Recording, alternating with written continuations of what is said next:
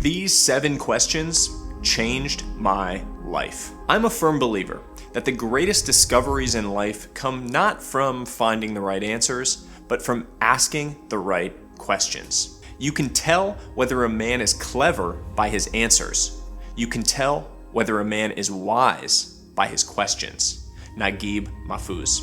Asking the right question at the right time has the power to change the course of your life. You can see the world through a different lens, scrub away those self-limiting beliefs, and eliminate the assumptions that have held you back in the past. For the last 10 or so years, I've been gathering a list of questions that I find particularly interesting. The 7 that we're going to cover in this video are the ones that consistently rise to the top, the ones that I find myself coming back to time and time again. Let's dive right into it with question 1.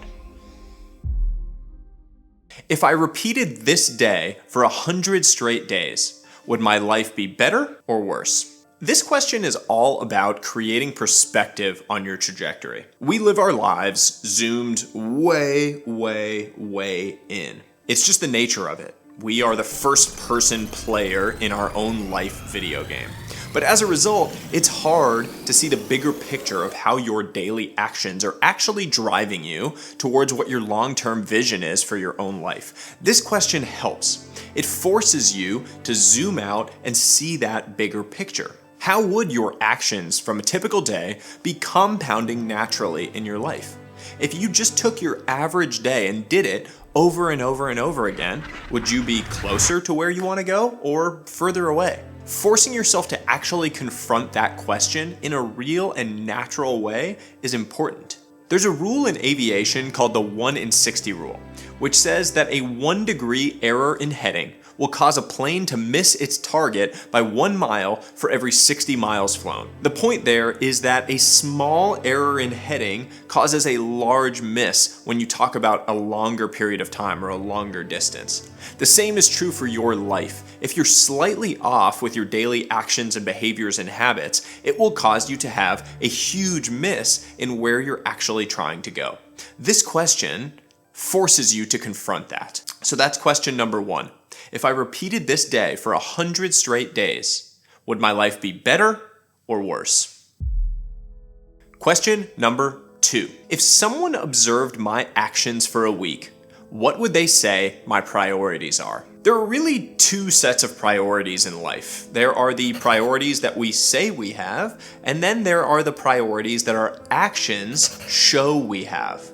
The goal is to have alignment across the 2, but that's not always the case. Sometimes there is a fundamental dislocation between what we say our priorities are and what our actions show our priorities are. Put yourself in the perspective of a third party observing you for a week. What would that person say your priorities are? Are they aligned with the things that you would say they are? Or is there a fundamental dislocation that needs to be addressed? The ultimate goal is obviously to have alignment between your intention, what you say your priorities are, and action, what you're actually doing on a daily basis. So become the unbiased observer and view it through that lens. What do your actions say about your priorities? How can you make changes to align the 2 more clearly? Question number 3. If I were the main character in a movie right now, what would the audience be screaming at me? We've all been there. You're watching a movie or TV show or reading a book, and the main character is veering off course. They're doing something that you just know is going to lead them awry. You want to grab the person and scream, "Don't open that door! Drive to the airport, don't let that person leave and fly away. Forget about that person, they're not all there is to life." The bird's eye view perspective gives you the lens where you can look at their life, where you can form that perspective of what you need to shake into them. If someone was observing your life on a movie screen, what would they need to shake into you today? What would they be screaming at you? What is the obvious thing that somehow you are missing?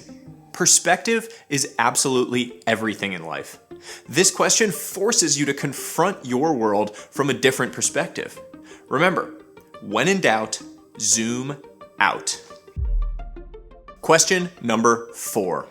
What are the boat anchors in my life? As you push for growth in your life, there will be people, behaviors, and things that pull you back, that are inhibiting your forward progress. I call these boat anchors. They literally create a drag on your forward progress. They don't allow you to go full steam ahead in the way that you want to in life. Some classic examples that I've seen in my own life: the people that tell you to be realistic, that laugh at your ambitions, that tell you to come home, that tell you that you can't achieve those things. The tiny actions that you develop slowly over time that are sneakily sabotaging your growth. The suboptimal environments that you allow to persist for a little bit too long. The self-limiting beliefs that prevent you from doing what you're truly capable of. It's easy to ignore these boat anchors, particularly if you're still making forward progress. You say it's good enough, you're still moving forward.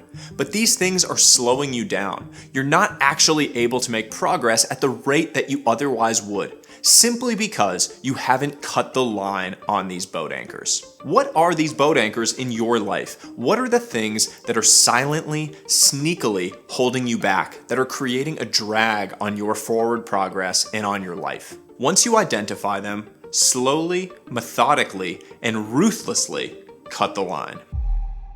Question number 5. Am I allowing more information to get in the way of more action? Harsh truth. There's someone out there less qualified than you, living the life you want, achieving the things you want, simply because they took action and you didn't. We live in a golden age of information. You watching this video right now is an example of it. Information is available at the touch of a button right in front of us. We have access to all the world's information.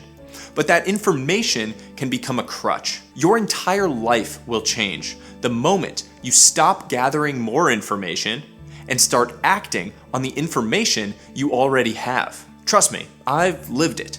I spent years gathering more and more information as a thinly veiled procrastination to hide from my fear of action. Information gathering threatens to make you into a rocking horse, always moving, but never going anywhere.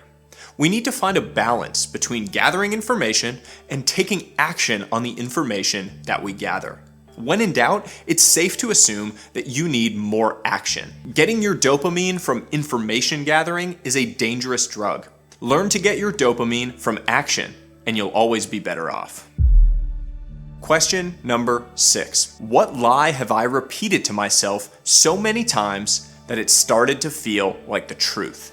There's a concept in science called the illusory truth effect. It says that we all have a tendency to start to believe false information after consistent, repeated exposures to it. In other words, if you are told a lie over and over and over again, you start to believe it's true. It's particularly damning when that lie is a lie you tell yourself. You have an internal dialogue that runs 24/7. The quality of that internal dialogue determines the quality of your outcomes. If your internal dialogue constantly tells you that you're not enough, that you're not doing enough, that you're not capable, that you can't do those different things, it will become true. It will become real in your mind because you'll begin to believe those lies that you tell yourself. Observe your internal dialogue more clearly. What lie have you been telling yourself? Recognize it and then fight back. And last, question number 7. If I knew I would die in 10 years, what would I do today? You've probably seen the shorter version of this question. If today was your last day, what would you do? If you were going to die in a year, what would you do today? I find all of those minimally impactful for the simple reason that they generally involve dramatic change.